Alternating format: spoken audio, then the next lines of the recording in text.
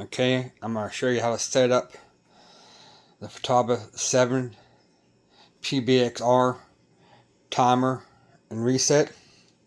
Start the timer anytime I want, stop it, restart it, and then I can reset it.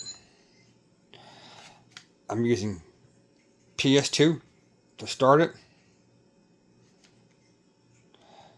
I'll stop it, and this little hidden button way up on the steering wheel right there is to reset. Now I'll show you how to go in and set up and do it. It's easy. User manual. I'll go over to select switch. PS2 is that one. So you just go in, select there, go all the way over.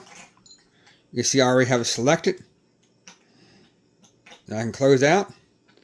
Then go to, what was it? What did I say it was? PS5. Timer reset. You can scroll over. You hit see timer reset. Maybe you can, maybe you can't.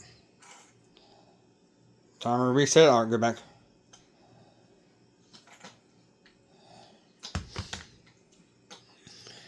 Do it one more time. Close.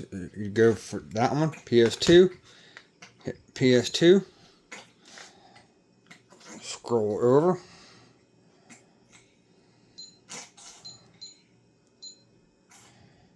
And you can see the timer start.